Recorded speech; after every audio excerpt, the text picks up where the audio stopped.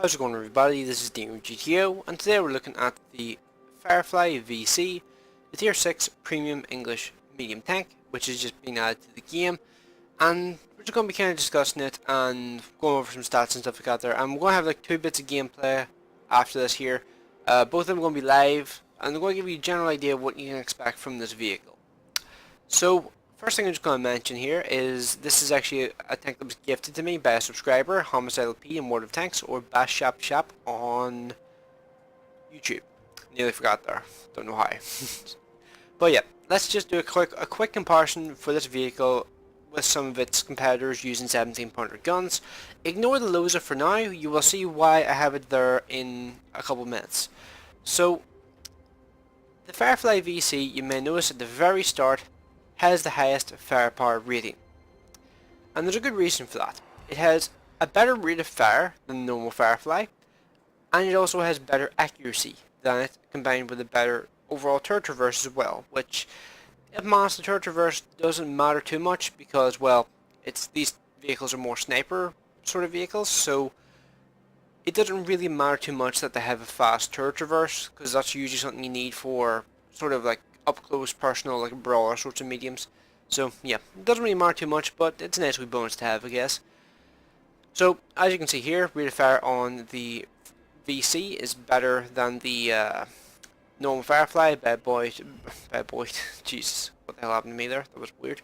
By about 0.6, and that's 1.2 better than the SE4 experimental. So pretty significant difference in the DPM between those vehicles. Plus, this thing has the best accuracy as well, which makes it just even better.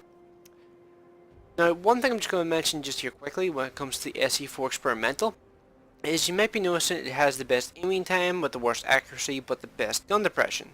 Now, the gun depression, clearly the best, no doubts, no wiggle room with that whatsoever. These things don't get better gun depression over the side or anything.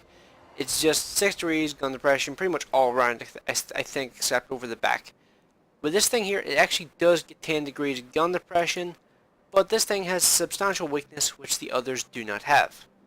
This thing only can use vents instead of vertical stabilizers, which is a huge weakness of this machine. The Firefly, oops, I keep forgetting how to click this.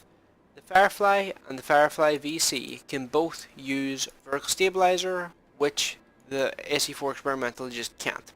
So it's a massive advantage for these two because these things are going to have substantially more just consistent guns. Meanwhile, this thing here is basically shafted because of that. Next thing, survivability. All of them are pretty crap when it comes to survivability, I'm just going to be blunt. But overall, I would say the SE4 probably is the best of a bunch of tanks with crap armor.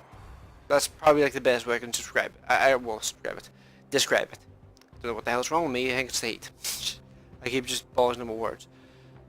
The SE4 experimental, I would say, has probably the smallest overall turret. Has a large gun mantlet for the turret, like for the turret size, and that I think could probably mean that it's probably going to be able to bounce shots off its turret more often than that. Well, more often than the others, I should say. That's probably a better way of putting it. It also has a little bit better side armor, which means it could in theory side scrape, but I'm just going to say this, if you're side scraping in any of these vehicles, you're probably not in a good position. Like, these vehicles are all snipers in my opinion, and well, an SE4 experimental, I don't really see any situation where you would want to put that thing in a side scraping position, so yeah. And now we get to the mobility, and this is probably the main thing which is like the biggest letdown for the SE4 experimental. The SE4 experimental gets an 11.44 specific power. Now, that doesn't seem too bad in comparison to the others. It's only about 1.2 worse than the Firefly VC. But I've made a video on the Loza before, and the Loza, I can guarantee you, does not get near its top speed at all. Like, it takes forever to get anywhere near that top speed, and it can't climb a hill to save its life. The SE4 experimental has an even worse power to weight ratio and an even higher top speed. How worthless is that top speed going to be on that tank? you're never going to be able to get anywhere near it unless you drop it off a cliff. Like, that is literally the only time you're ever going to get to use it. It just seems like such a bizarre way of balancing that machine out. Like, that thing should probably have like a 400 horsepower engine minimum. Like, it's just completely just screwed over because of its lack of engine power. And meanwhile, the Firefly VC and the Firefly, those things are able to get up to their top speeds. The Firefly gets up to it very, very quickly. The Firefly VC takes a little longer, but has a slightly higher top speed, but it takes a little longer to even get to the 36 of the normal Firefly. So I would say the Firefly and the Firefly VC probably balance out about the same in terms of overall mobility. In some stretches, the Firefly VC will be faster. Meanwhile, up hills, the Firefly itself would be faster. So I would say it balances out as them being roughly equivalent in terms of mobility. And then when it comes to concealment, the SE4 is the best, but, well, with all the other advantages that tank, or with all the other disadvantages, I should say, that tank has, I really don't think concealment's enough to make up for it. So, yeah. In other words, SE4 Experimental is the worst, normal Firefly is the middle ground, and the Firefly VC, I would argue, is probably the best overall 17-pounder armed tank at tier 6. I didn't include the Tug because the Tug is a bit of a one-trick pony and also not really a serious tank. So, yeah, I don't really see the point in including that there in this here sort of thing whenever I'm looking at pretty serious tanks which won't have premium matchmaking. So, yeah, I think it's a very, very powerful vehicle. I think this vehicle is really not going to have to resort to premium rounds very often, aside from extreme range shots, and maybe the occasional situation where you're facing against an IS-3, which can happen. In which case, I think the what are they, like 211? That's useless to me. 239 actually penetration premium rounds will actually just be able to melt them. So yeah, overall, I really think this tank is very, very powerful. If you like the Firefly, the normal one, then you're probably going to like this thing. Simple as that. Except this thing's going to make a little bit more money, although I should clarify that. This thing, in comparison to a tier 8 premium, will not then make that much money. And this thing also does not come with an OP Brothers in Arms crew.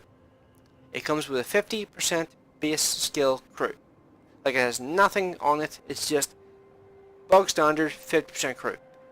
In other words, people you're going to dismiss immediately.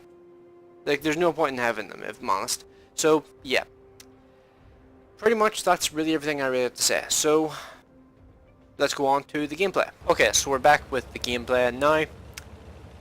First thing I'm just going to say is this is actually not my favourite matchmaking for this vehicle. And the reason I say that is, if I'm honest, I do a lot better in this vehicle whenever I'm in a tier 7 match than whenever I'm in a tier 6 match. Not entirely sure why, but I just that just seems to be the trend that I've noticed. So yeah, not really entirely sure like what to make of that, but that just seems to be like what happens to me whenever I play in this vehicle. So one thing you might be noticing is I think the game basically considers me to be my team's Cromwell, and comparing this thing to a Cromwell is like comparing a Leo PTA to an E50.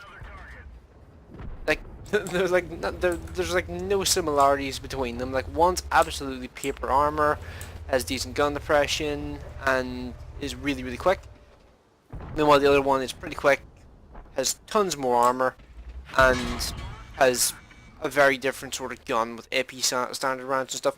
And are you shitting me? Why would artillery shoot me when there's a T-34 E5M literally sitting in the open right over there? Why would they shoot me? I mean, come on. Like, this is getting beyond a joke at this point. Like, I'm not even joking. Artillery just seems to have like a natural instinct, like, just to shoot me over everyone else, and it gets really aggravating real fast. I don't know where exactly this P-43 is located. I feel like I should be able to see him, but never mind. There's a P-43 there. This gun is so good at range, because it just doesn't care where it hits, it just pins. Especially versus tier 6s and tier 5s.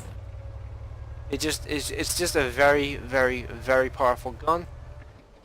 Yes, the actual overall chassis is not as good as a Cromwell's. Like, can you imagine, like, a medium tank that was a Cromwell mixed with a 17-pounder gun at tier 6? Can you imagine how OP that would be? Like a Cromwell with a 76mm gun that has 170 pen. That would just be absolutely insane. I'll fire a blind shot there. And this is not going well. I hope my artillery is able to help out a little bit here and potentially do some serious damage to that Cromwell. Because if I'm honest, that's the main guy I'm kind of feeling threatened by at the moment because, well, it's a Cromwell. Very fast. Has a faster rate of fire than me as well, from what I recall. I'm going to just delete you now. Get rid of you now, because it's like the best thing to do, and try and rate of fire the shit out of you. Sooner rather than later. No. Oh, no. No, no. No, no, Cromwell. No, no. Cromwell. It's off. Get out here. No.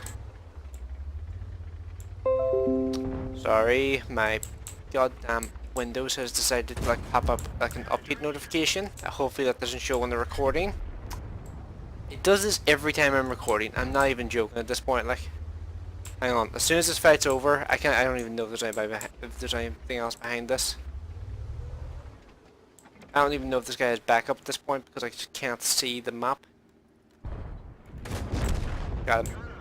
Okay, we're winning. Like, actually, you know what? From this point forward, I'm just going to just like drive forward. I'm going to ignore the Windows update because it corrupts. It like fucks up with the recording whenever I click on it.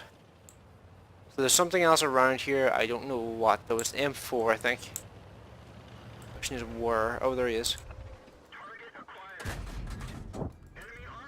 Just even sent her a mass there with that chat. Nah, didn't think I was going to get another shot into him there.